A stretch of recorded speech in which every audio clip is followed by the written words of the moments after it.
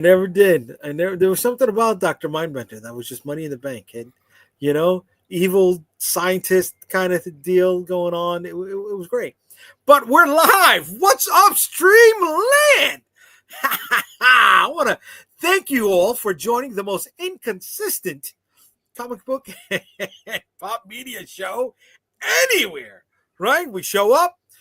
We're here. We have a few laughs. We take off for a little while because we got stuff to do. But for those of you who are joining us, I want to thank you for spending your time with us. And please don't forget to say a few things in the comments. Like, there, share, subscribe, click that button, do all that. All that, of course. Drop that stack of unread comic books on all those buttons, because everybody has that stack of unread comic books, right? I don't know anybody who's ever completed that stack, right? I feel like we're Sisyphus, right? Rolling the boulder uphill, just never finishing it. You have to stop buying stuff first. I know, but I'm addicted. Dude, I've been on this indie tear.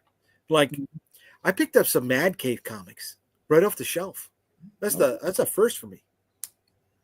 They're doing one called Pastime, which is a early 1940s baseball style, crosses the Barnstormers, the Negro Leagues, but also ties in maybe some Lovecraftian stuff. I don't know, but I'm with it. And then I picked up Out of Alcatraz, which talks about the four guys who escaped from Alcatraz and supposedly died in the waters outside of it. But it's because historical the Lovecraft fiction. monsters got them. Everything's Lovecraft now. Why not? Oh, we got some people chiming in. Gilbert, what's good? What's doing, brother? Yes, Calderon, he needs to stop buying. Yes. That Gears figure cost $75. Shut up. She's in the house now. She could run in. You know what I'm saying, bro? She could do a drive-by. And Charlie, what's doing, brother? How's everything going? Oh, my God. I'm scared about that right now, right? She came in and she's like, what's all of this stuff in the office, right? And she went through her mental Rolodex, and she's like, it was like the Terminator. She recorded everything, and she's like, this shouldn't be there. That shouldn't be there. And as she's looking at it, the totals are just popping up. She's like, this looks $500 more expensive than the last time I was here. She's got eBay open right now, and she's just looking at your screen we will talk later. Guys, we just started. You know what I mean? We're not even 2 minutes into this. Don't get me. Listen, let me tell you something. If you really want ratings, she would run by, snatch a toy, just hit you in the head with it, and just keep running. I mean, that is a forever clip. That is a TikTok meme. That is that's gold. Beat you in the head, bap, and then just keep going. Can you not give her any ideas, please? Can you please not? Trying to help you out with the show, bro. You keep saying how you want people to watch. We got people watching, but this is not, Friday night's main event. You know what I'm saying, bro? She doesn't have to do a run-in with the steel chair. But it can't be. Oh, shit. She's here.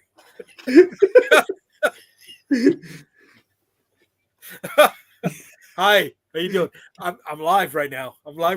Everybody knows you're back. I love you, my love. I love you, baby. I love you. I didn't buy it. There's like a Galactus shadow. It was a gift. It was a gift. Don't lie to her like that, bro. That just makes it worse, dude. So, all right, I was in Florida. All right, for those who don't know, William, what's up, brother? I was in Florida. For those who don't know, we were in the Orlando, Kissimmee, St. Cloud area, and I went to, I think, one of the best comic toy shops I've ever been to in a long time. It was called the Acme Comics Factory, or Acme Comics and Cards, whatever it was. But we're there, and it felt like, do you guys remember the way Toys R Us used to look like in the 80s when it was still a warehouse before it was commercialized? Sure. Yeah. Right? Where there was no back room. Everything was just out. Mm-hmm. You had full end caps of just G.I. Joe or He-Man, and that's what this place was like. It was like 5 aisles of just, one aisle of just G.I. Joe, one aisle of just Ninja Turtles, one aisle of Star Trek, one aisle of Star Wars, one aisle of superheroes, and then the back room had all the mix and match stuff. And then in the front, they had all their back issues. It was the size of a JCPenney's, had its own parking lot. I know you guys know what a JCPenney's is, right? It's huge. Excuse me, like a Wawa or a Buc-ee's. You know, it's big and its own freestanding building. You can right? say Home Depot. That might be better. No, it wasn't as big as a Home Depot. Maybe 25% of a Home Depot, right? Oh. Even the missus liked Acme. Now, how are the prices? The prices were reasonable, Okay. right? I picked up X-Men number 123, one of the Dark Phoenix issues. It was maybe an 8 for $40, right? And that was off of the wall in the back, which is I'm on that burn kick. The back issues, I guess they were comparable. You know, they had yourself the whole omnibus for $40. Yeah, it's not the same, dude.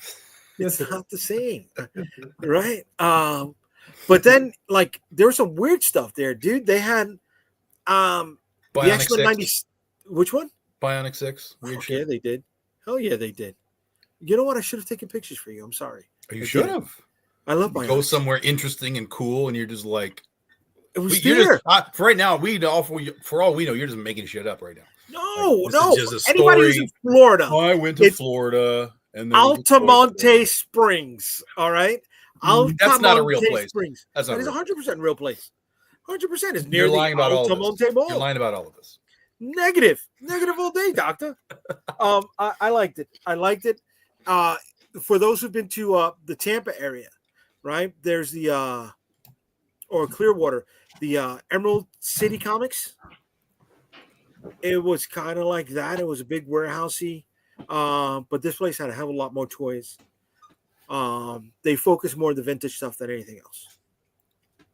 But I picked up a lot of independent books up there. I've been hooked on that Jason Aaron and Muhammad Asrazar, the Bug Wars.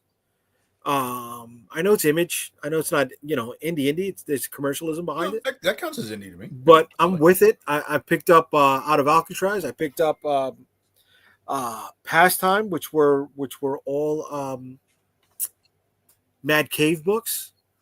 So I was down with it. We went to a few places.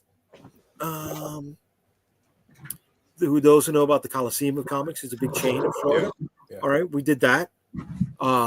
But Acme was just like, wow.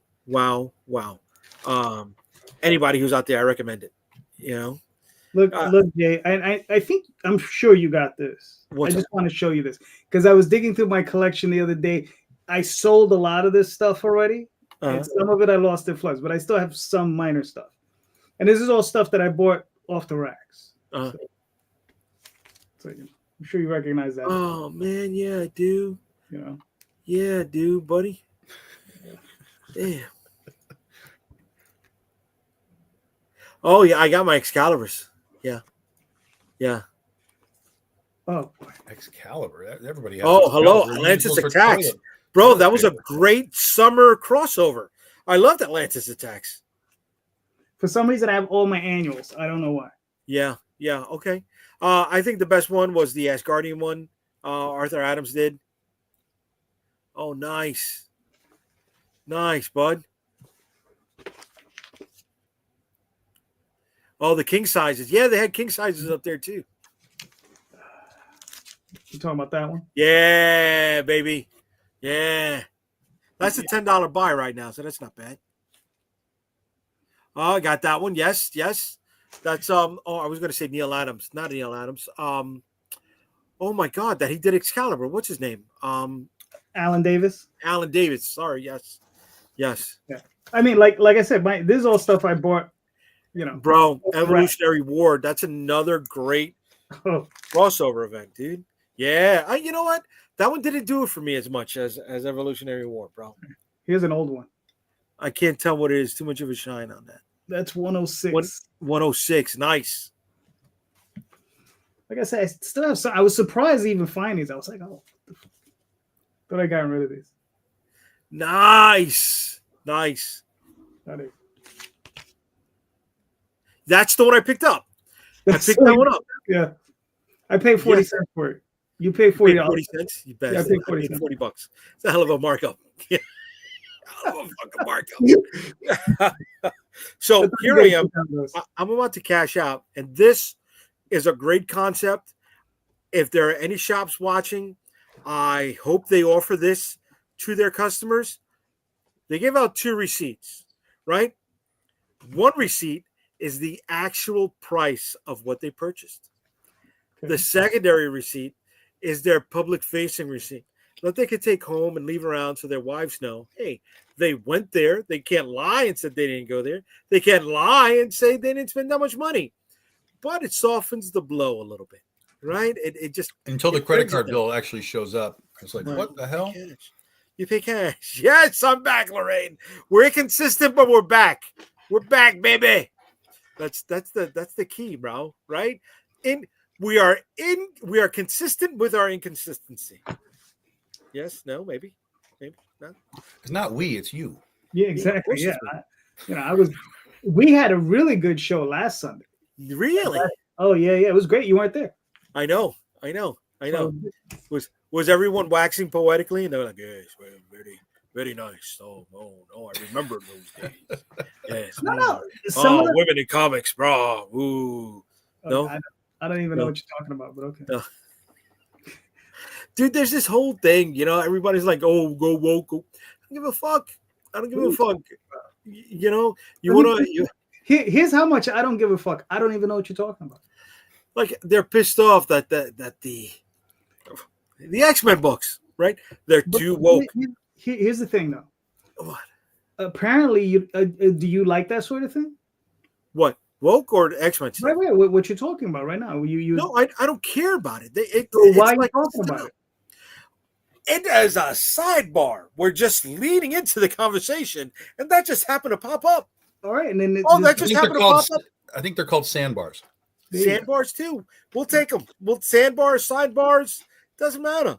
I'm having a margarita right now. Okay, so whatever kind of bar you want to enjoy, just go with it. All right, dude. We're just having fun. We're here. We're having fun. We're talking about old school comics, and I brought up the X-Men. You showed me your old school stuff, but the question of the night is, what comic book series influenced you the most in your creative journey? Okay, that's fair. You like that, right? You like that? Frank Miller's Daredevil. Okay. The entire first run, right? Because he stopped and then he came back. Didn't he? Frank Miller's entire run on Daredevil, Elektra, everything he did at Marvel for that. How many issues was it? I don't know. It's like 2 big omnibuses. Like this shit's like this. Okay. What's funny is I still think I have all those original issues too. All right. So my follow-up question to you is, your most well-known stuff is the Oswald Chronicles, right? It's a mouse. It's like a dead ripoff of Elektra Saga. I mean, it is a straight rip. Exactly. Of Elektra Saga. Yeah. But here's the thing, though. It wasn't an inspiration as far as the type of work I do.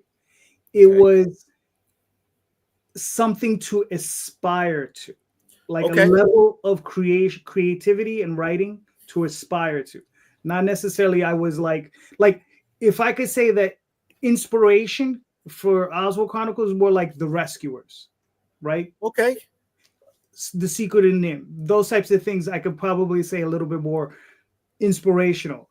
But that was animation. Aspirational would be Daredevil. Okay. Right. All right. I'm with that. What about you, Tom?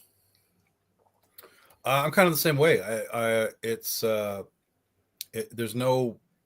don't think there's a product that really inspired, but the people that I was reading for so long, like Chris Claremont, that guy clearly has an impact on how I do things, sort of across the board, because all my stuff is just wackadoo.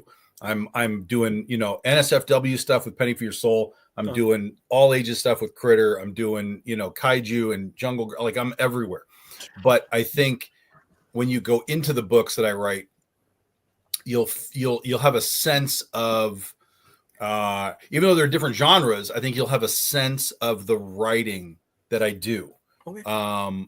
And that comes from I always tell people like Chris Claremont is that's the guy for me. That's the top of the heap.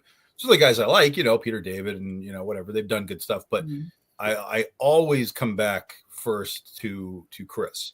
So and within that you have sort of the way that Chris wrote, particularly in the early days of his X-Men stuff, which was just sort of seat of his pants, right?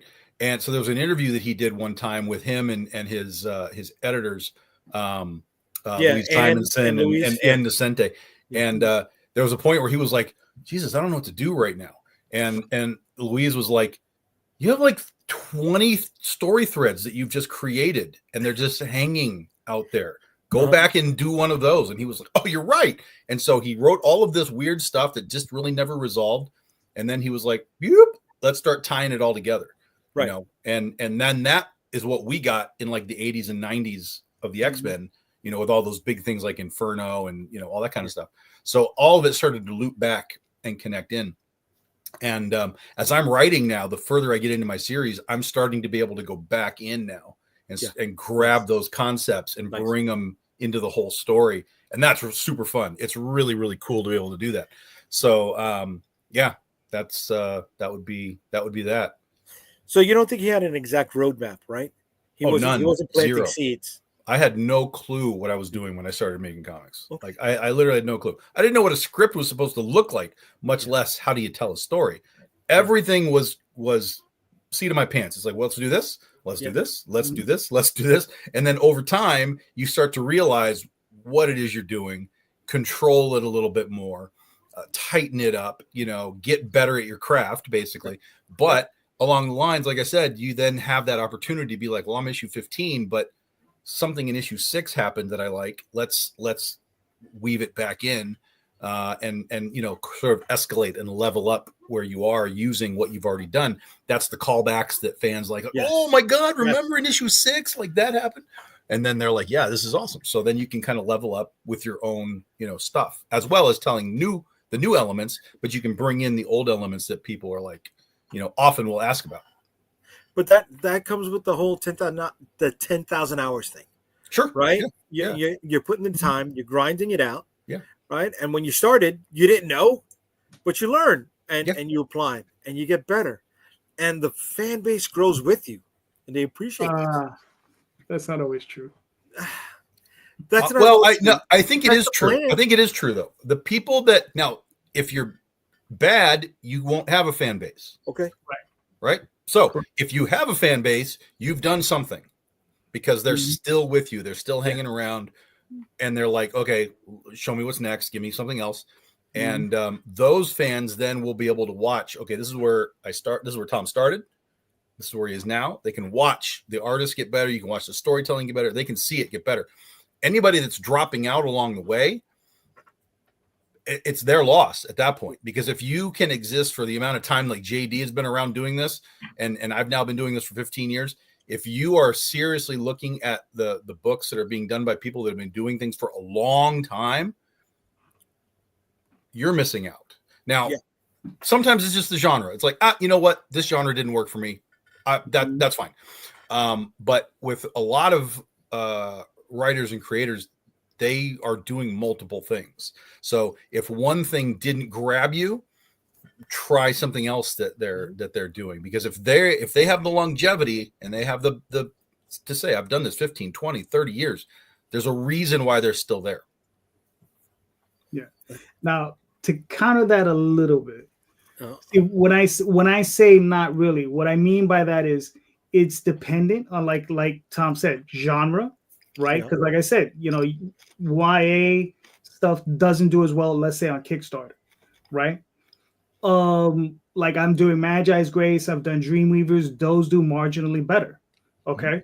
So on Kickstarter. But then let's say all the time I spent doing shows back in the day, I would sell Oswald and Tall Tales out the Wawa, right? We were selling this stuff like crazy, right? But the thing is, though, is one of the things we discussed about on last Sunday's show is that Daphne had said one of the things she regretted was that we weren't collecting emails. I mean, but we're talking 15 years ago, 20 years ago. You understand? We weren't doing that, and she regrets that we didn't collect all those emails because we literally sold thousands. I mean, like friggin' thousands of copies of Tall Tales and Oswald, and these were all trade paperbacks and books.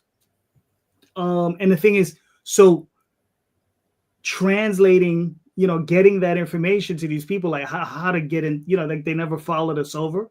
So it was just like, but we would go to shows and these people always show up. Like we would go to San Diego and this crop of people would always show up. Yeah. But I can't tell you if they know they were on Kickstarter. Right? You got to do San Diego again. You got to grab them. Nah, it's a very expensive show. There was a reason. No doubt about that. Right. There's a reason I did it. At the time I was print brokering, and that print brokering paid for those trips. And I did it for like 8 or 9 years, Right. And we flew out there for free. We stayed in hotels with like 18 people. So get back in that game. No. Get back in that print broker game. Oh no, that was a good game. Get back in that game right now, buddy. Yeah, that's an opportunity. That was a good, right? But it just depends. It's like I said, it and then also the other thing is like sometimes it's the genre, right? But it's also the market, right? The market of Kickstarter, I'm saying I have a ceiling. But then you move over to other markets, depending on what it is, whether it's direct market, and Lord knows how that shit's going to go all crazy right now. But that can have another, you can take it to another level there, and that might help bleed over in one and then bleed over another. They may become synchronicity and they, feed off of one another. But you got ceilings that you got to bust through. Yeah, sure. Yeah. There's always ceilings you got to bust through, right? Yeah. And like my ceiling, I don't know if I'm ever going to bust through it, right? My flagship title is a superhero book, right? Superhero books on Kickstarter. It's just behind YA, right? It's like just ahead of it. just ahead of YA, right? But I grind it out. But that goes back to what series inspired me growing up, and I'm hot on these X-Men books because I never really picked them up. I didn't have the chance to. Mm-hmm. There were no comic shops in my area. I was picking stuff straight off the rack. And the things I was picking up, right, because nobody really wanted it, wasn't popular, but it grabbed me, was Captain America from 300 and on, right? Mark Greenwald. I'm not knocking Chris Claremont. I love the hit. Excalibur was big for me. But Mark Greenwald, mm-hmm, he influenced my stuff. That Captain America run from 300 to 360, right? Just right after the emergence of Cap Wolf, right? That's when I trailed off. But I was able to pick that up off of the spinner racks, the train station, Walden Books, B. Dalton's, mm-hmm, consistently. Whereas X-Men stuff was just flying off the shelves. Right. The first book I ever picked up in a comic shop was X Factor number 41, which was illustrated by Arthur Adams. It was the second part. I picked that up, and I picked up it's that weird thing with like the goblin with the gold, right? Yes. Yeah. The second part of it, right? Found out that the person had won a contest. That character that debuted in those two parts. Oh yeah, right? I remember that. He had won a contest. But that was the first book I ever picked up in the shop. And the other one that I picked up that day was... I might still have that. I got them. Oh, I got the whole X Factor run. I was with that. Yes. Yes, Dave. We had Jerry's. Jerry's was... Jerry's. If you had that pedo ice cream van, imagine if that was a comic shop. It was just a fold-out table, the flea market lockbox and deli counter glasses, for the sandwich meat. That's where he would keep some of his classic books. He was there. He was cigarette, white T-shirt, glasses, and just he was an older guy. You You didn't have candy stores? Because that's where I picked up a lot of my stuff when I was a kid. Like when I was like really like 7, 8, 9, we had candy stores. We for those who are just joining us, right? Yeah. And the bodegas. And the bodegas of Bushwick. No, see, you know, it's funny. I didn't have like bodegas selling comics. I had candy stores. The candy stores would have the comic stores. I didn't have candy stores. So we had, Tom, I don't know if you had this growing up. We had out here the Korean or Chinese gift shop, right? That they always sold. No. Yeah, no, brother. They sold luggage, and they sold that rooster that would just dip its head into water and always pop up, or the cat with the one arm, right? And luggage for days. But they also sold toys. Some were bootleg toys, but some of them were like, fresh G.I. Joes and Transformers, right? See, but here we go. We got David. The Hot Shot on Pennsylvania Avenue, right? And then we also had the video store that had comics, yes. So, we had our little video store that for a little while. They were selling some books at the cash register, but again, they weren't consistent. That's when Marvel was debuting the whole 2099 line. So that was much later on, brother. But yeah, no, those shops were influential for me because there were no Targets out here. There were no we had Alexander's, for those who remember Alexander's. Yeah, I got comics. Most of my rack comics were from the tiny market up here at the lake. There's it's like a tiny little 7-Eleven. It's not 7-Eleven. It's just a little local market. And they had a spinner rack. And so I was buying stuff off of that. That's where I got my first Transformers book, issue number 2. It's where I got my first Todd McFarlane book. It's where Wolverine number 1 came out at that point. So I got that. And the Larry Hama one, right? Yeah. And then I was buying them in Maryland when I was at my dad's place. Yep. There was we'd go into town and there'd be just some kind of market, and I'd just go in there and they'd have a spinner rack. Got Excalibur number 1 on that spinner rack. X Factor number 1, I got on that spinner rack. So nice. It is that one big thing that people talk about all the time now is for the distribution is like there's nowhere for you to just walk in and find a comic book anymore, or at least very, very few places. Right. And that's a big problem. It's a gigantic problem because people can't just get exposed to it in a random sort of sense. Yeah. What it was about a year and a half ago, 2 years ago, I was on this tear and I was hitting a bunch of bodegas and I was trying to, get the books in there on a clip strip. Right. And for those of you who don't know what a clip strip is, if you ever go to like CVS and you're in the middle of the aisle and you see hanging off of the aisle are just batteries on a thin plastic strip, it's a clip strip. So I was bag and boarding the books, throwing cards in there, putting a hang tab and getting it in there. Out of the 4 bodegas that I had these books in, I sold maybe 8, and there were 48 in the stores. So, my sell-through was shit. Well, the problem with that stuff is, and I know a lot of people hustle that stuff, but I'm like, God, man, it's the ROI in that is bullshit. Yeah, it's not. Marvel needs to be in those places, not us, because they can sell Spider-Man very easily. You're not going to sell our shit in those places. So I just, it's why I just really haven't tried to do that stuff. And I know some people have had some success. Sam Quentin, for one, is very good at the hustle for all of his stuff, but he also goes very specifically. Like he has a book called Tibby and the Time Traveling Mushrooms or something, and he takes that like to weed shops and stuff. Right. So it's a very specific, perfect dynamic to drop it in. And if you can do that, if you can find that dynamic for your book, then for sure. But I don't think there's much places in America with dude with a weirdly shaped shield that people are going to be like, hey, I need that, right?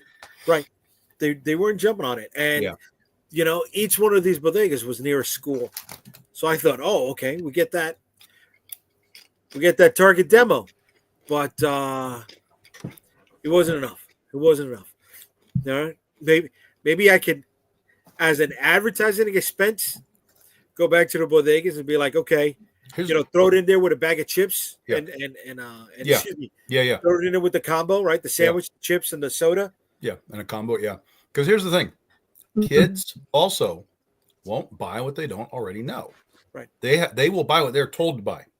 And right now they are told to buy Spider-Man, Batman, Wonder Woman, whatever. So if they see that, they'll understand it. They'll be like, oh, I know what that is, and I want that. But if it's like, oh, there's like, what is that? I don't know what that is. I don't want it. Right. But manga, they've already been, I guess, pre-programmed for manga. Well, no, manga circulates. Manga's everywhere. So they're being told this is cool. It's like back in our day, we were being told comics were cool.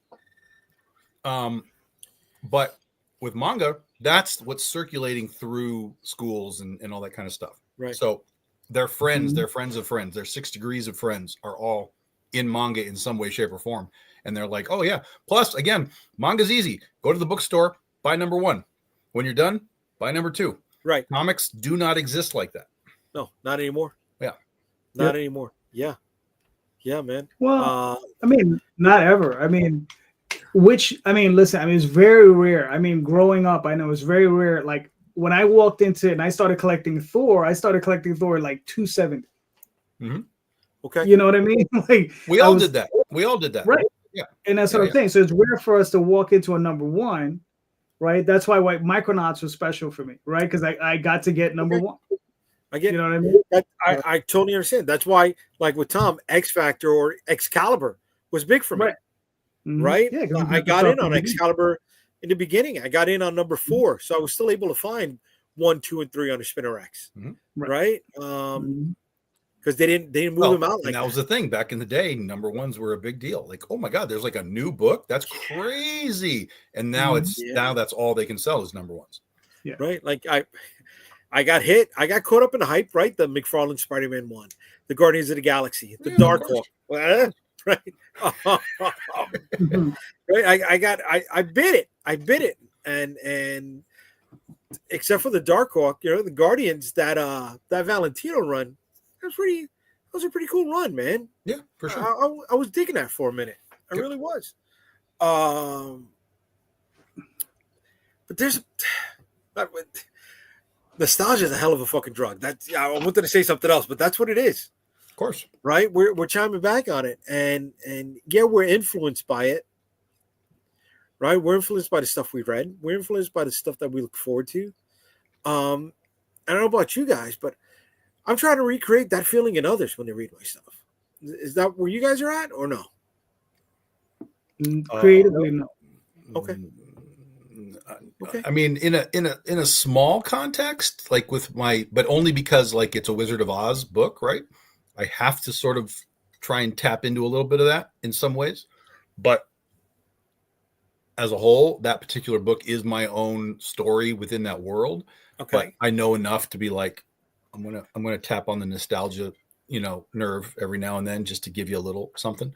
But again, that's that very specific book. Everything else, I mean, I don't even really do like homage covers very often because I don't mind them, but I if I'm gonna do them, I usually like to find a really deep cut of some kind that means something to me, or something hyper specific to whatever it is, and not just randomly, well, I'm just going to make another Spider-Man 300 and put a character on there. I want it to have a sense of purpose when I do like an homage cover. So I like I said, I don't really do those very much. So the nostalgia has a place, and we live in a nostalgic society right now. I mean, it is the thing. It's why all these movies that come out have no new soundtracks. They're all old movies. They're all old music. It's like, hey, remember the 80s? Let's go use that music in our new film, or the 90s now too. And the 90s are sneaking in. No one's putting Wet Ass Pussy in their fucking new movie. Like, it's like, no, give me Journey from back in the day. Get Wet Ass Pussy, dude. What year are you living in? Who was that? That's Cardi B. I don't listen to Cardi B. No one listens to Cardi B. This is my point. You just proved my point. There's no value to putting her shit into a movie, right? But you can go back and be like, I need Bon Jovi. I need Journey. I need Def Leppard. I need that stuff. Yes. And I got Sirius Radio, and I'm stuck between going through the 70s, 80s, and 90s channel. I don't even go to 2K. I'm like, who the hell wants to listen to Limp Bizkit and Bare Naked Ladies? Get out of here with that stuff. That's fact. That's fact right there. Yeah. Speaking of nostalgia, I just want to chime in with Michael's last comment here. He said he missed this week's Oz show and he's kicking himself. Go watch it. It's on my page. You can go watch it again. It was a fun episode. It's getting a lot of views too. Being that I listen to Cardi B, way to go. A lot of these studios have been purchasing music catalogs. Okay, yep, that's true. That is true. And no one listens. Okay, but that's not a today thing, right? Because when Looney Tunes came out, it was just to promote their musical catalog. Sure. Well, and it's a great point saying that they're buying musical catalogs. That's a fantastic point because you get to use music for free. Right. So that is a great point. But when you started to see things like when Guardians of the Galaxy happened, the floodgates opened. Yeah. Like they were like, oh, look what James Gunn did. And then it just was like, right. Let's do it everywhere. Well, that's something that was already being done on Broadway, right? You had the Billy Joel musical, which was only Billy Joel music. You had the ABBA. You had Mamma Mia, which was only ABBA music. Sure. Yeah. Sure. Oh my God. But that's not putting Madonna in Deadpool and Wolverine. You know what I mean? Like that's a different sort of shtick. Yeah. That was a weird one, but okay. And it's like every other reel I see just plays that choir music. Yeah. I'm like, come on now. Yeah. Come on now. Speaking of nostalgia, I want to see just Leon pop up in one of those fucking reels. You don't know Leon? Nobody? What's Leon? Leon was the actor that played Jesus in that video from Madonna. What? You don't remember in the video? Jesus was black and he turned from a wax video, a wax statue to a moving person, and then she went down on her knees on him in the video. Oh, okay. Yeah. I got you.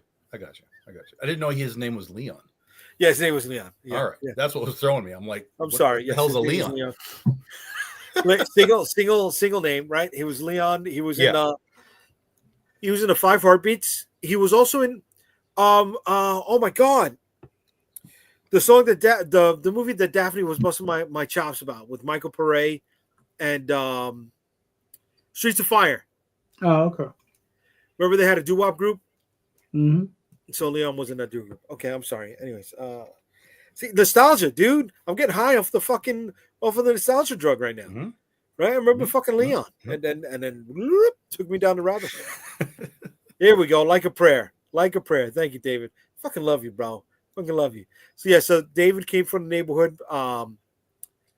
William came from the neighborhood, and he saw some of the stuff that they remember some of the stuff that we did on here. But David, you're older than me, man. You were going to Midtown and downtown before I even had a bus pass, right? So that's why you remember Forbidden Planet.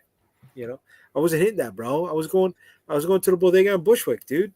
Right? When I was in school, like 7th or 8th grade, that's when I really got into comics. A friend of mine got me big time into comics. I started to understand the system and how it worked and the monthly status and all that kind of stuff. And we were in Pasadena in California. And after school on Fridays, we would go to a gigantic video game arcade. I mean, immense, ridiculous. But right across the street was a bookstore that sold comics. And that was like the greatest double tap of our entire, week. Is like, we're going to go play some Pac-Man and Tron, and then we're going to go buy comics across the street. And that was the peak. Cool. That was the peak of my childhood was doing that. That was when the Transformers were huge. ElfQuest had moved over to Marvel, and they were reprinting it in color.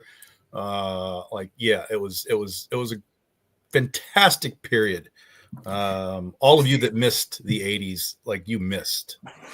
That's what sucks about Manhattan, right? Midtown Comics is our biggest chain in the city. Currently, the flagship store was on 40th and 40th between 7th and 8th, more than 7th, right? But 3 blocks north of there is Times Square, and we had the 24-hour arcade there. And I remember being there till 2:00 in the morning. You had junkies walking through there. You had hookers walking through there. You know, you had the skateboard kids. Right. This was before ecstasy, so I don't know what they were fucking getting high on, but you know they were tripping out on some shit. And yeah, there were 2 neighborhoods in Brooklyn that had comic book shop. That's right, Kings Highway. Kings Highway had one of those old Kings Theater styles that had the balcony and shit like that. But had Midtown been open when that arcade was running in Times Square, I would have known exactly how you felt, Tom. Right? It just what's funny is they used to stay open till about 11 p.m. 11 and sometimes up to midnight. Yeah, I remember being there 2 in the morning, dude. What? No, Midtown Comics. Oh, Midtown Comics. No, I'm sorry. I mean the arcade. No. I didn't know that. Yeah. They were open till 11 before COVID. I don't know for how long they did that, but yeah. But I mean, you know, unlike you, I mean, at around 10, 11. Group of guys I met, they took me over to Super Snipe. What was that? That was a comic book store. That was like one of the early, like, it wasn't the first. It might have been the first in New York City comic shop, but it was like the 4th or 5th or somewhere in the top 10 of the first like comic shops open in the country. It was really? Yeah. Really old school. I mean, and the place was like tiny. Like it was like a 10-foot by 10-foot space, but he had ceilings that were like 20 feet high, and he had book racks that went all the way up to the, they were all packed with comics. Nice. And it was like, and what's funny is, you know how you guys always wax poetic about the spinner racks? Yeah. Because I didn't grow up with those. He had just regular wall racks. Oh, okay. I don't think, I mean, I'm probably sure I picked up some comics off of spinner racks, but it was that place, and they had all wall racks, and you would go in there, and it was crazy, man. And like I said, it was the first place I saw independent comics, you know, and it was that one. There was East Side Comics and the Batcave, and then eventually Action Comics came out, which was like a more modern looking comic book shop, and they pretty much shut down all those other shops. So, all right. David said Midtown opened in 97. You know what, brother? I don't remember it opening in 97. In 97, I was picking up my stuff, St. Mark's down in the Village, and I was still picking it up. I think it was called Cosmic Times, and it was a block away from the Flatiron Building on 21st. Dude, I remember picking up there. I was picking up comics at Super Snipe probably in 79. God damn it. 79, 78. I was 4. I was 9. He was 17. I had a beard. I had a mustache. No, I was 9, 10. It just came out to see the Warriors when it was premiering. Yeah. No, I mean, dude, it was one of look, we all latchkey. I was a latchkey kid. You know, we were wild and feral. Like, threw us on the street. I go, make sure you're home by this time. You know, so you take the trek down to 86th Street, and Oh, I remember when Jim Hanley's opened up. Yes, oh yeah, down the block from Madison Square Garden. Yeah, I remember that. Jim Hanley was a great shop. And then they moved next to the strip club, further down on 33rd, and then they moved closer to the Empire State Building. Oh, right across the street, yeah. That was a great store. They ended up in Kips Bay. The comic that really showed me what comics could be like was the original Crow. Really? Mm-hmm. Years later, I got a hold of the deluxe edition. What an amazing work of art and entertainment. Okay, see, that's the thing. I wasn't picking up, indie books off the spinner rack. Mm-hmm. And even when I went to comic shops, I wasn't going for indie books. Right. Well, you might not even know they were there. Yeah. A lot of shops probably didn't have a lot of that stuff. For me, I remember my first exposure to like other things was Jeppy's Comics in Baltimore. In the Inner Harbor. And that's where I went in, and because he had like everything. And the thing that stood out immediately to me, partially because it was just oversized, was ElfQuest. And I was like, what the hell is this? But then the originals, when you get the original ElfQuest, is all black and white. And I was a dumb kid, and I'm like, well, that's shitty. And he was like, well, no, here, look, you can get these big, because they had collected them into like 4 volumes, and those were recolored. Yeah. And so he was like, so you can get the color ones if you want. You can get them this way. And I was like, oh, yo. And so I was into ElfQuest immediately. But that was my first, foray into alternate stuff. So my first alternate, it wasn't an indie book. It was alternate. It was a Hellblazer book. Okay. And it came out the same month that X Factor 11 came out. Mm-hmm. I remember that because that's where the angel lost his wings. It was after the Mutant Massacre and stuff like that. And I ordered a box of comics from JCPenney's. It was from their Christmas catalog. And Hellblazer was in there. And I'm like, what the fuck is this? Right? It showed me a naked guy. And I'm like, I don't want to fucking see this. This is not a comic. Get this out of here. So that was my Jay first. Was like, now this is comics. But that was the first one. Like, dude, yes. I wasn't with that, right? I don't even know if the vertical label was attached then. On Hellblazer, I'm pretty sure. From the beginning? I don't know. I'm pretty sure. Because you gotta remember, Hellblazer came out, it was in Swamp Thing. Okay. And then it was, John Constantine first showed up in Swamp Thing, created by Alan Moore, Len Wein, and those guys. And then it shunted over to its own title later. But the first indie book that I bought on my own that I was interested in was the beginning of the second Mage run. Okay. I was with that, right? That was coming out. Bone was coming out. There was a nice indie explosion in the early 90s before the Image stuff took hold, right? There were a lot of indie explosions. No, right, but that's what I remember. I remember it being pushed hard because Wizard was pushing that hard, right? Wizard was pushing that.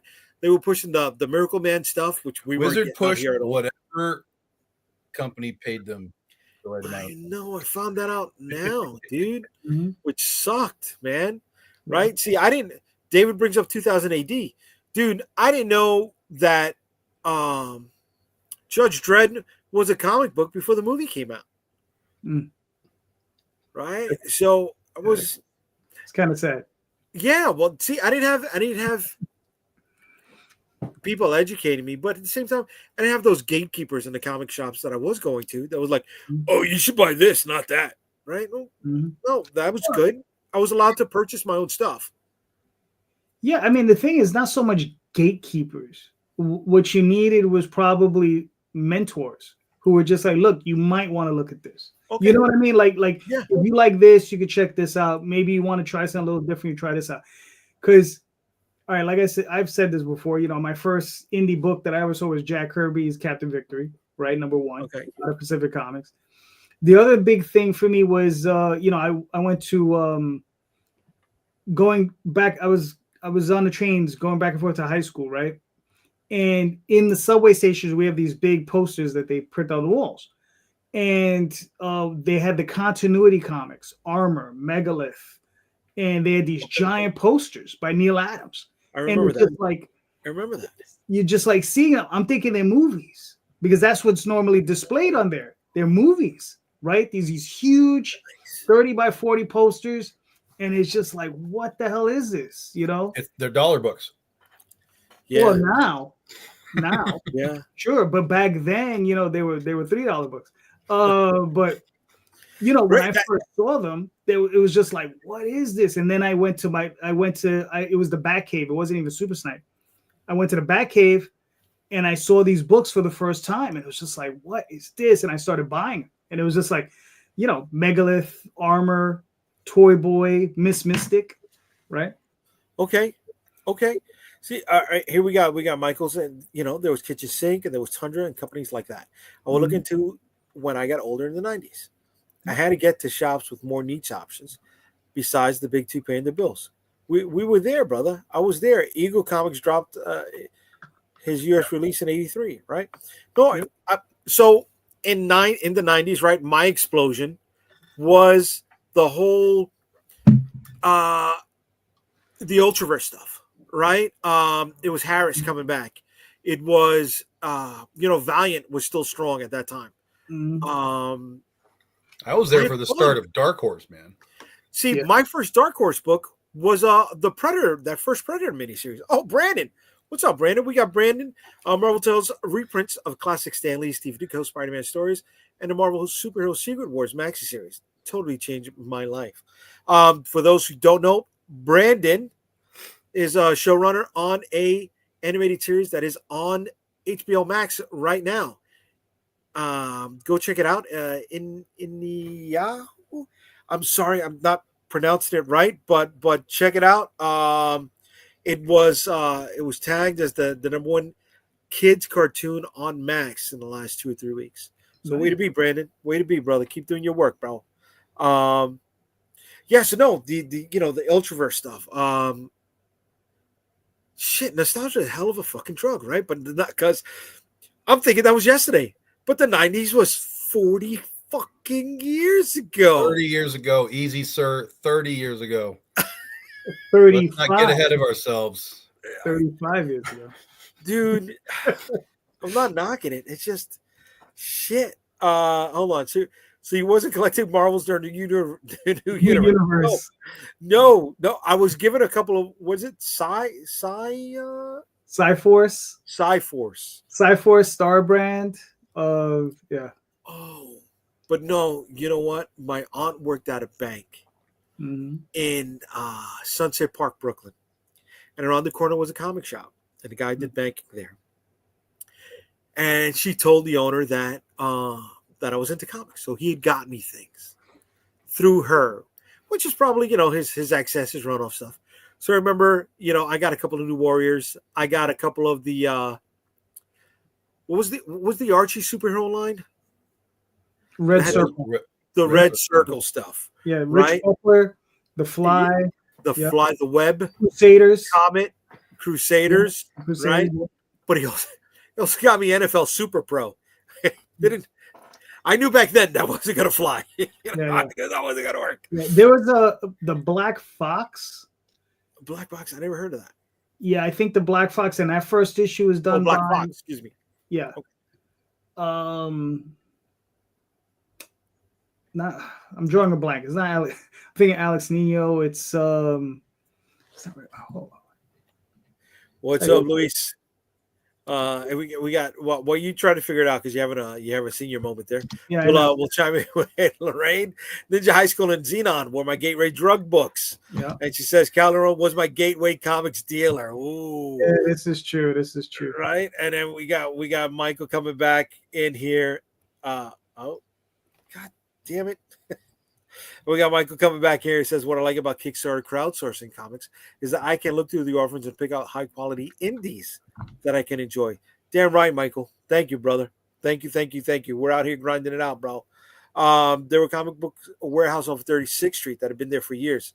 What was that? That wasn't not Pat's. What's his name? The guy that's closing up now. Who? Who are you talking about? What's the warehouse in Sunset Park? Oh, yeah. Oh, you see, again, you're giving me another senior moment. Right. Yeah, I get it. Yeah, see, that's it. Yes, David. Yeah. It is in Sunset. And he just closed up last week, brother, finally. Oh, he did? Yeah. Oh, okay, because he was open for forever. Yeah, I know. I got a lot of great stuff from last August, right? Yeah. And Luis, the Red Circle was the best. Luis, since you're in Puerto Rico, I remember being in Puerto Rico and picking up comics at Walgreens. Right, I remember picking up the Ron Lim Silver Surfer stuff. I remember picking up, the Cloak and Dagger and Doctor Strange 2-pack books. The pharmacies out there. 2-pack or Tupac? 2-pack, same thing. It's in there. Tupac with a little bit of accent, right? But yeah, David, that was the shop in Sunset, brother. He just closed up. Oh no, Brayfogel's Prime. Prime was cool until Marvel bought them, dude. Yeah. Right? When the Godwheel crossover, I think everything went down after that, man. I mean, the writing was on the wall prior to that. But yeah, Prime was pretty good, man. Prime was good. Firearm was good. I like how they gave us the Bamboozle. I think the team was called the Mustangs. No. Was it the Exiles? Where it was a team book and they just killed them right off, and they give you another book right after that. It was a great marketing gimmick. But the artist I was trying to remember was Alex Toth. Yeah, he did like the first issue on the Red Circle Black Fox. I don't know if he did any other issues subsequently, but I know that. I didn't know that. Yeah. I just picked up the Alex Toth Zorro stuff on Kickstarter right now. Yeah. I ordered that as well. Yeah, I'm looking forward to that. Mm-hmm. His stuff is beautiful, man. His stuff is gorgeous. Yeah, very minimalistic. Very minimalist. It's just like. Yeah. I didn't know he did anything other than cartoons. I didn't know he was doing comic books. Yeah, he did. So he was very. There's a book that I picked up for $1 in this last Comic-Con. It's something called, it's a Marvel comic. It's Hanna-Barbera TV stars, something like that. Okay. So I grabbed it because it had the Herculoids on it back in the day. And I was like, give me that. That's $1 all day long. I get back and I'm looking through it. I go to the Herculoids thing. It says like written by, drawn by, whatever, inks by Dave Stevens. I was like, what? And I went and did a Google and they were like, yeah, this is one of his rare ink things that he did. And I was like, motherfucker. And it looked like so good. And then this is how it all ties together. I went to the Space Ghost story and it's Alex Toth doing a Space Ghost story in that book too. I was like, how is this in somebody's dollar bin? Yeah. Like, come on, man. Yeah. It's like getting a hold of Steve Rude's Space Ghost that he did for Kamiko. I didn't know about that at all. Yeah. Was it 2 issues? I think he did 2 issues. Yeah. All right, here we go. Luis, dude, I remember in PR, I remember seeing the first appearance of Judge Dredd in a Woolworth. Look at that. There you go. I remember Woolworth, right? See, none of the young people are watching this. They don't know what Woolworth is. So you can feel free to make those references, bro. Okay? Don't worry about that. I remember not liking it because it was black and white. I was a dumbass kid. I understand that, dude. I wasn't down with the black and white stuff. But we were kids. Like, dude, my first Jack Kirby book, my first Jack Kirby purchased book was when he was doing the DC Kenner Superpowers tie-in. That was a 12-issue maxi series. Right. But it was awesome stuff. And I was like, because of the action figures, I bought the book, right? And then Kirby went Kirby. I'm like, we're going to see all of these guys come out as figures? That never happened, right? Because Kirby went Kirby. He went to Apocalypse, and he was giving us, more than just parademons. And I was like, yeah, man. That never came out. Never came out. Not that surprising. which sucked, right? So, okay, we talked about the Alex Toth, right? When I found out how much Jack Kirby's history played a part in my childhood growing up with Thundar and with, all the other stuff that he had done, I was like, oh my God, this was great stuff. Like, Thundar was really awesome shit, man. Well, Alex Toth designed the 3 main characters. Kirby did everything else, though. He did. Yeah. He did, man. And that was great stuff. Here we go, Lorraine. I went with Daphne to pick up Rocket Raccoon and Pathmark. Yep. You said Pathmark right there. That one hurt me. Pathmark was our Wegmans out here. So, yeah. Here we go. Savage Show the Corner was black and white. I love the detail in it. I've got it. Which December was that? That was Sal or John? John. No, John. Okay. John with like a bunch of Filipino inkers. Oh, yeah? Filipino, you name it, man. There's a bunch of them. Yeah. Okay. Nice. But they loved them. Dude, look, I got a stack of them. Some of them were colored. Yeah, I'm talking about the inkers. Love John. Okay. Yeah. They loved working with John because they said they give him because they were given a very firm base to work from. Okay. Okay. Yeah, it was definitely heavy metal style, bro. I remember it was an album cover. That's what it was. It was huge. I loved it. Damn, man. Fucking nostalgia, dude.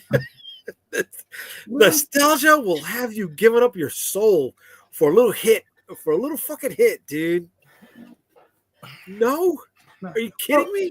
You gotta remember, I mean, it's gonna run in phases, right? I get my nostalgia kicks from certain things, right? Depends on what it is. Gamera, I'll if I see something new, I'll be like, oh, okay, I gotta go check that out. But it's like, after a while, it's like, okay, I've been there, done that, seen that, done that, got that, had it. It's like for you, a big thing is picking up those comics, right? Yeah. For me, I did it. You understand? I literally bought them off the shelves. Right. So it doesn't mean anything to me. It's like, whatever. Right. I was getting the Earth X off the shelves. Right. I was getting New Warriors off the shelves. God, what a noob. Jesus Christ. How are we hanging out with this guy? I know. You know why? Because I'm gregarious. That's why. I'm gregarious. I know a bunch of guys that like their story is always like, yeah, I got into comics like 2012. I'm like, son of a bitch. Yeah. You don't know shit. Yeah. You don't know shit. Well, don't get me wrong. It's not that they weren't in my life. I just wasn't picking up on a regular basis like that. So I remember that Walt Simonson, Beta Ray Bill, Thor cover when I was in the third grade. Remember somebody brought it out. I was like, oh my God, that's awesome. But he wouldn't let me look at it. I was like, you motherfucker. Right? I remember somebody bought me the Transformers G.I. Joe #1 miniseries crossover. Right? For my birthday. I was like, oh, I wished people gave more comic books as gifts. I wish they do that today. I lost my shit when Transformers 3 came out and Spider-Man was in it. I was like, what is going on? And Spider-Man was Black Spider-Man. Really? Yeah. Was it part of the Star line or no? No. It wasn't. Nope. Okay. It's just its own thing. But yeah, Spider-Man shows up. Yeah, it's like Spider-Man swinging around with Megatron. Like, yeah, it's crazy. Nice. Dude, I'm digging the Daniel Warren Johnson Transformers right now. I'm really digging that, dude. Can't go near it. Now, I will say this. It's been going for like over a year now. Maybe it has found footing, gotten better, whatever, right? That's fine. But I did the first 3 issues and I was so just completely turned off by it that really? I didn't even want to look at issue 4. I was like, nope, this is and I was excited for it. Right. Because I was like, oh shit, like this is at Wildstorm or not Wildstorm. This is at Skybound. Like this is really interesting to me. And I was excited to get the Ryan Otley variant cover. I was like, Ryan Otley Transformers, what? And a lot of the covers are cool, but when I read that story, and the interior art is so bad. I was like, nope. Okay. I walked away in an instant. Yeah. See, so that was Daniel Warren Johnson. Now it's Jorge Medina doing it, but he continues that like permanently, or is he just on a break? No, he's permanently on it. I think there was maybe 1 or 2 fill-in issues since Jorge Medina picked it up. Mm-hmm. He picked it up after issue 6, but it's still along that used look, right? So it's like if you remember, used is okay, but the style of it just didn't. It turned me off more than anything else. Like you finally got Megatron coming back to the fold, but what you found out was that Megatron was being held captive by Cobra Commander and being harvested. You're making me hate it more. You're making me hate it even more. He's got Laserbeak permanently tied to his shoulder, and cables going into his eyes. It looks fucking great. I don't care. Transformers is better in trade paperback. The story is more coherent. Which one are you talking about? The Skybound stuff now? Or are you talking about the original one from the 80s? The original one in the 80s is a terrible book, by the way. Yeah. I mean, it's really bad. Once you get past issue 12, because first 12, it's not bad. Once Optimus Prime dies, spoiler alert, and 12 you got into comics too? It's yeah. But he got his memory backed up on a hard drive, literally a floppy disk held Optimus Prime's, memories on it back in the day. But yeah, once you got past about episode 12, issue 12, that book was nonsensically bad. Okay. All right. So here we go. We got William saying Daniel Warren Johnson is my favorite artist, but storytelling is better. You know what? I want to chime back in, and I highlighted Brandon's comment earlier. All right. And one more thing about Brandon.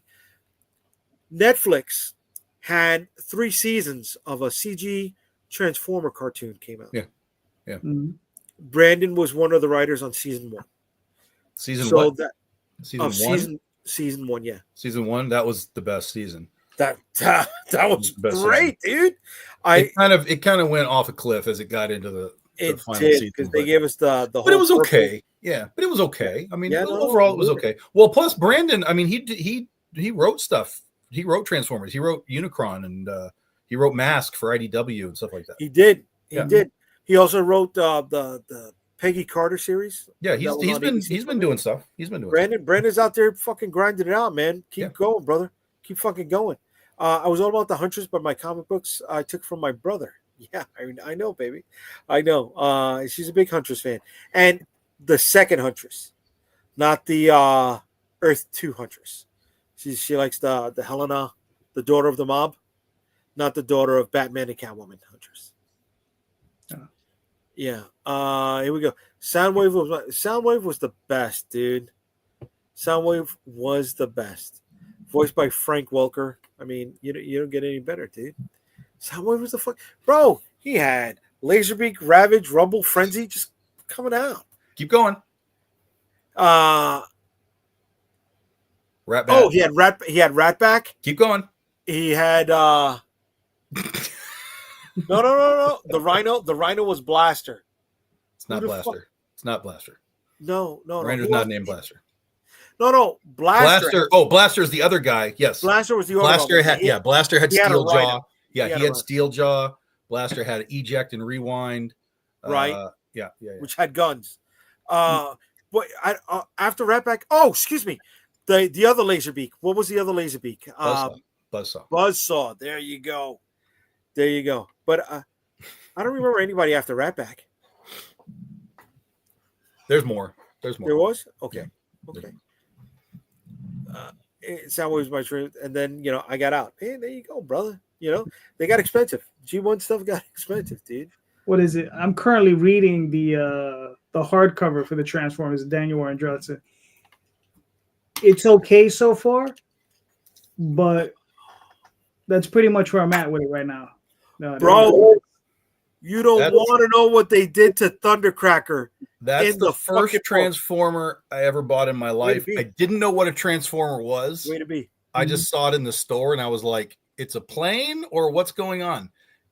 And I bought it. And he's still here with me. It's the only original I still have. I love that. Dude. So in DWJ's book, he's connected to Teletran 1 right now.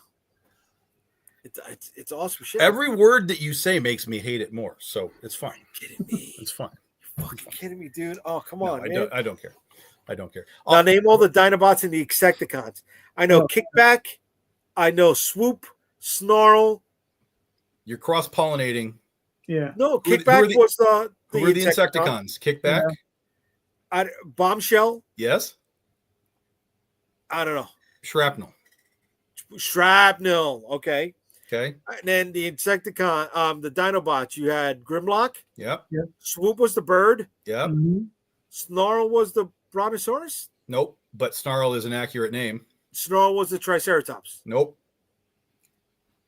So there was 5 of them. Snarl was the Stegosaurus. The Stegosaurus. There we go. So I don't remember what the Brontosaurus. Sludge is the Brontosaurus. Okay. Slag is the Triceratops. Way to go. Okay. And bonus fact, he is now named Slug. Do you know why? Why? Because slag has a poor connotation in Europe. Mm. Okay. So he's been renamed to Slug. Okay. But he will never be Slug to those that know the Transformers. He is forever Slag. Right. Okay. Here we go. When Marvel was pumping out comics to push the toys, ROM, Sectors, Micronauts, and Shogun Warriors. Yep. Sectors was big for me. Sectors was my jam. Here we go. They should make a movie based on Dark Horse's first Predator miniseries and make John Cena as Arnold's character, Big Brother. Oh, there we go. Okay. I'm with that. Yeah, man. Shit. Yeah, that Dark Horse in the 90s was pretty good too, man. See, but I didn't pick up the Mask stuff. I only picked it up because of the Predator tie-in. I wasn't picking up, what was the Barbed Wire? Yeah. That's one. Didn't do it for me. Well, Barbed Wire and Ghost were the only two that came out of that stuff that really had any legs. Those were the only two that kept going. The rest all just fell apart. Yeah. The only other one that I liked was X. That I felt had people liked X, but it never. Yeah, it never took off. It just never. That was the guy. He had the tattered rags, right, and the lacing. Yeah, and only one eye. Yeah. Yep. Yeah. X. They had the American. That was all right. But Ghost gets rebooted like every 3 years, man. There's so much Ghost out there that they've tried to do. Yeah. Yeah. And they'll Adam Hughes was all about that character too. So there's a lot of Adam Hughes Ghost stuff, which is cool, but you know. Mm-hmm. Okay. You know, Devastator, dude, Devastator was the big one. You know what I mean? I don't know why the Dinobots never fucking combined into one. Because I'll tell you why. Go ahead. Because they're badass enough that they don't have to. Them's fighting words, son. Those Constructicons are pussies. All right. Here we go. And fun fact: the Dinobots now do actually transform together. Really? They combine into a big thing called Volcanicus. I got to see this. Yeah, I got to see this. What year did this happen? Oh, this is in the last 10 years or so. Yeah. Okay. Volcanicus. Yeah. All right. See, I remember their first combiner was the plane guys. The Autobots. Yeah. Right. The plane guys. The aerial bots. Aerial bots. There we go. And then the Dinobots, and then the Protectobots, the stupid little ambulance guys and stuff. Yeah, that was a cool one. But I think I stopped with the Transformers with the 1986 movie. That's where, like, Optimus Prime died, and that was it. It was just like, all right, I don't have to watch this anymore. Because then, the cartoon continued, and I tried watching it, and it was terrible. It's bad after the movie. Yeah, it's pretty bad. Right. So here's what pissed me off about the whole. Not that they killed Optimus. I guess at that point I knew you needed to keep the line going, right? Why the hell did Hot Rod have his own trailer? He should have just rolled up into Ultra Magnus. Mm-hmm. You know, they missed out on that opportunity. You don't put a fast car holding a trailer. It just doesn't work. I don't care if you're the leader or not. Well, I couldn't even tell you. I just knew Optimus Prime died, and that was the end of it. Now, because you can't have a leader riding some other car into battle. He has to be the guy. I understand, but he was already weak as fuck as a leader. So if he's going to come riding in on somebody's back, like, that's a problem. But he was the junior leader. He was the Lionel. He needed to learn. Why not learn from the grizzled vet, Ultra Magnus? Yeah. But doesn't mean you ride on his back like Yoda. Like, what are we talking about? But his whole get up was, I transport cars. Be useful. Transport the rest of them. Transport the leader. Protect them for the main fight. But even Ultra Magnus was just like a pale shadow of Optimus Prime. He was a white Optimus Prime. I get it. And it was just like, I get it. Cobra Commander was in Transformer cartoon. Yes, I remember that. Yes. Mm-hmm. And those William, those four main guys, Springer, RC, Ultra Magnus, and Rodimus, they all had G.I. Joes made out of them. Ooh, not many people know about that, bro. Voltron's 5 lines replaced the Transformers after that. See, now what's hard, I remember, Luis, maybe you're here. Okay, you're still here. Hopefully you're still watching. But I remember watching Voltron in Puerto Rico before it came out here in the States. Yeah, Voltron was in Japan. I mean, it predated a lot of this stuff. Yeah. Like all of my manga was in Puerto Rico. It was Voltron. It was Mazinger. I will not use any other way to pronounce his name. It is Mazinger to me. Okay, it will always be Mazinger to me. Isn't that a douche? I thought that was a douche. Massengers, isn't that a douche? No, that's not a douche. I think it is. And I don't really like the other bland way that it's said. You know, no, the fuck out of here. Transformer and Voltron were concurrent. Okay, here they were. Concurrent in America. Yeah, right. Here they were. But that stuff was Japan earlier, and I'm not sure how. To be honest, I don't know where they were in Japan, but I think the Lions were first. All right, so here's where I get confused with Mazinger and Shogun Warriors. Mm-hmm. I remember the toys the Shogun Warrior toys, and you had the Godzilla with the tongue and the fist. Shogun Warriors is just the American branding of it. Right. But in Japan, they were just Dragoon and Raideen and because I never saw a Messenger in the Shogun Warriors comic books, but those they were tied together with the figure release with the 3 foot vinyl releases. But Mazinga was not in the comics. You're right. Don't ever say in fact, they had. Don't ever say it like that, Tom. Not it was Raideen and it was Dangard Ace and it was Combatra. It was really weird choices. It wasn't even like Dragoon, like a cool one. Like Raideen was the best one in the comics. Okay. Which one of those 3 made the toy though? Raideen. Well, no, sorry. There is a Combatra as well. It's a very rare one. And I'm not sure about Dangard Ace. But yeah, there is a Combatra. I don't know if that's what it's called in Japan, but that's what it was called here. Yeah, but Raideen was my favorite. And like the gold dude with the big face for his stomach, Gold King. I think he's called Gold King or something, or Guy King. He got a toy too. And wait, is that who Lewis is talking about? The Sphinx looking robot? No, the Sphinx was their attempt to bring. Oh, wait a minute. What are we talking about? In Shogun Warriors, he says, "Who's the Sphinx looking robot?" Sphinx. No, Raideen is the closest to what a Sphinx would be in that. I don't remember it. But they tried to bring Shogun Warriors back too under that Shogun Warriors branding, but it was completely new robots. Like there was a big pyramid dude that was like transforming and shit. Like it was crazy. And they had it at San Diego Comic-Con and they were showing it off and they had like a preview comic and it just went completely nowhere. It just died on the vine. So was it called Shogun Warriors only because of that show? It was called Shogun Warriors because that's what it was branded as. It was like Transformers. There's no Japan Transformers. It's like Diaclone and like weird shit. And they combined it and put it under a new umbrella. Yes. So Shogun Warriors was So Shogun Warriors is give us all these robots and we're going to call them Shogun Warriors. Yeah. Okay. Yeah. See, nostalgia, guys. Which, by the way, I never had any of those fuckers except for Godzilla. I was really bent out of shape. See, my cousin had the Godzilla and the Messenger. And I loved it. I had Raideen. That's what I had. Really? Yeah. Nice. Yeah. It's a shame I still have it. Like that's the only one. Like that's the one figure that I would probably get. They recently made a Voltron too in the form of those old Shogun Warriors. So it's like a 3 foot minimal articulation. Yeah, Super 7 did it. And that's the thing. They were still charging $500 for a new $300 to $500 for a new release. Yeah, because they're only making a handful of these things. It's not mass market anymore. No. You know, you used to make hundreds of thousands of these things, but now you might be making 500. Yeah. Yeah. Super 7 tries. Yeah, Super 7 they try. They've shot their shot, right? See, if it wasn't for that stuff, we wouldn't have gotten the other attempts, right? And I know not many of them lasted.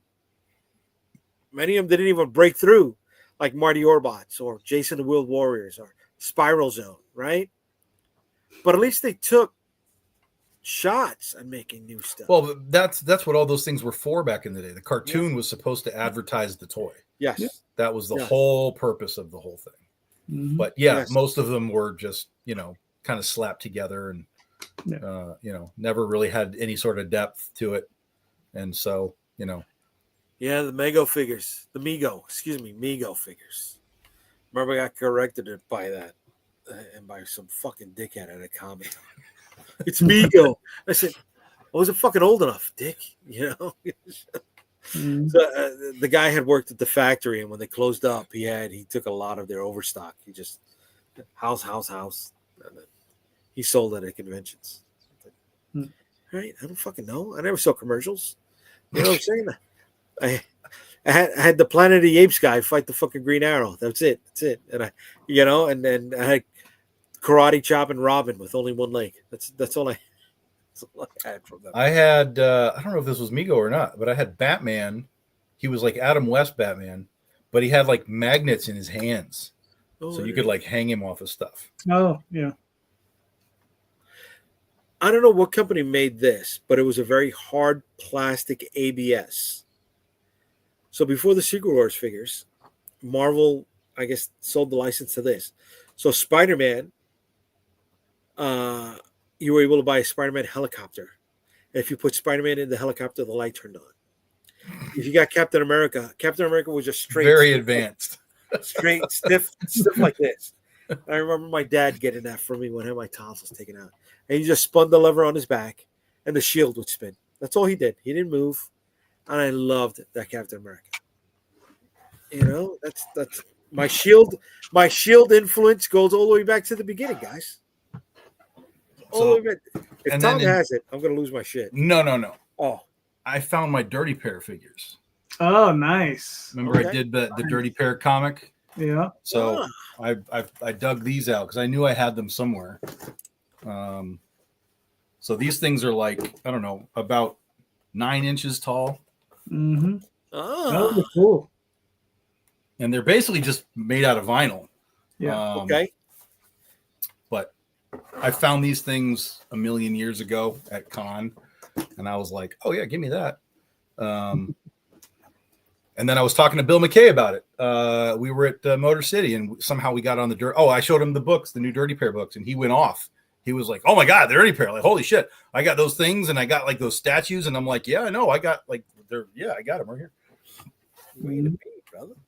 Way to be. Well, I think there's somebody who's hoping that his stuff can get to Dirty Pair level at some point, right? We'll see.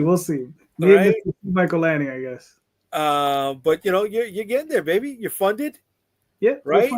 You still got time to go. You got over 2 weeks left. Yeah. You got 50 backers. I thought we were still talking about the Tenchi thing. No. That one's in the can. Okay. When can I expect my Tenchi book there, buddy? I don't know. Yeah. Who knows? There we go. So you got a couple covers here. Art Voyager, right? Yep. And mind you, this is a catch up. So we already did the first campaign for issue 2. It has a few extra covers on here, but if you missed it the first time, you can catch up on this time. There we go. Chompy. There's Chompy here. There we go. Doing a Chompy cover. There we go, buddy. All right. See Michael Lanning. There we go. Look at this. Pablo Verdugo Munoz. Yeah. That's my guy. Lena Dye. Yeah. Okay. Oh, look at that. Topless and then topless and bottomless. Way to go. Okay. Listen, man. Gotta work it. Gotta work it, baby. Phrases. Here we go. Mm-hmm. Oh, you got a lot of covers going on here, bud. Douglas Apreciado Manzini. Uh-huh. Mm-hmm. Let's talk about a Dirty Pair. Anya, yeah, let me tell you. Yeah. Wow. Okay. Nothing left to the imagination. Nah. What do you need an imagination for? It's all there for you. Now, at any point does she get naked in the series? No. You might see a boob, maybe a nipple. Okay. I don't even think that. It's just for the covers. Line it up, baby. Line it up. Yeah. Sell that shit. I mean, listen, eventually I'll come out with Girls of Terror X, and then you'll understand, what he's all about. There you go. Look at those preview pages. Yeah. Here are the creators. Yeah. Look at this Chompy. Hey, my man Chompy. Yeah. All right, brother. So you got a bunch of covers. This is your second. This is your catch up. You did good. Last time you did a second time around the block with number 1. So yep. So I hope it continues to go for you. Yeah. I mean, right. It's about 16 days. So I think we'll do okay. Okay. I'm going to put the link here in the comments if anybody's interested. Go check it out. Oh my God! Why aren't you copying here, buddy? This laptop needs to do a little update. Tom, what you got coming up next, brother? We'll be back on our schedule for the 15-year anniversary with Penny for Your Soul in about 3 weeks. So we'll have the launch page, or the whatever you call it, the sign up page, whatever. The preview probably on Monday. Yeah, probably on Monday. We'll have that link for everybody.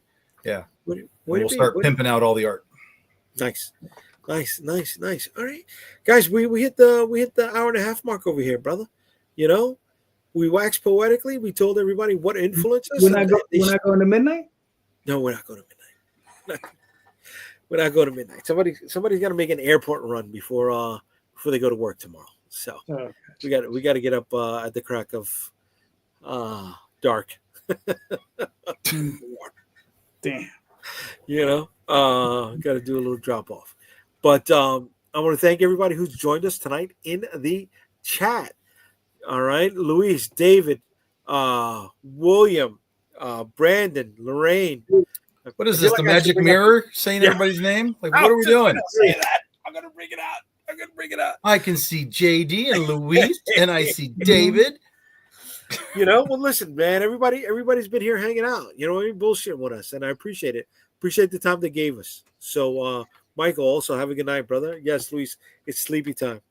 Yes, David, it's night. But yeah, thank you everybody for hanging out with us. Right, Tom, where can everybody catch you, brother? Facebook, guys, and Michael, don't forget Monday nights. It's my new show with Allison Lear, Oz Couple. We are here on Facebook and our YouTube channel at 8 p.m. Eastern time. It'll be episode 5 this week.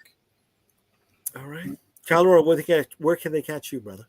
The various places: Twitter, Facebook, Instagram, all those different places. Kickstarter with Magi's Grace, currently number 2 running, and then the Oswald Chronicles will be back in about a week from Monday. And this Sunday night, I will be appearing with Tom Hutchison, Daphne Lage, George Medina, Marcus McNeil, Randy Zimmerman, and C. Michael Lanning.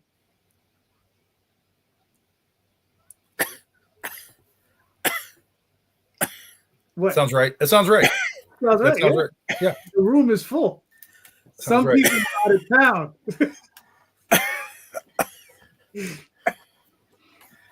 What? Yeah, so he'll be there. I'll be chiming in on the chat. You can catch me at unstoppablecomics.com, and June 13th, Friday night, we are launching Storm Chasers Volume 2. Oh, then that's when I'm going to launch Penny for Your Soul, June 13th. Yeah, I'm going to launch the Oswald Chronicles that day too. Fuck it. You know what? We're launching on Friday the 13th. Let's do it, baby. Let's do it. Let's have fun. We all know where my campaign is going to land between the 3 of us, but I want to have fun, bro. I want to chase the race, I'd love to do that.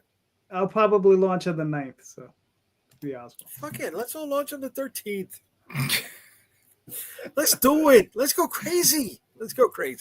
But yeah, so whatchamacallit, we're going to launching on June 13th, Storm Chasers Volume number 2. After that, we'll be launching Shield of the Interceptor number 6, hopefully in August. And then we're going to have a quickie with Vicky Sticks in September. Hopefully we can get it out. If we can't get it out in time, then there will be an exclusive black and white copy at New York Comic Con. And then we'll launch the regular full color copy after that, which is a great little Halloween push for Vicky Sticks. But thank you, everybody, for hanging out with us on YouTube, Facebook, and on Instagram. Please hit all those like, share, subscribe buttons. And if you are catching us on the restream, I appreciate it. Leave a little comment also, so I know you stopped by. Have a good night, everybody. Later. Thank you.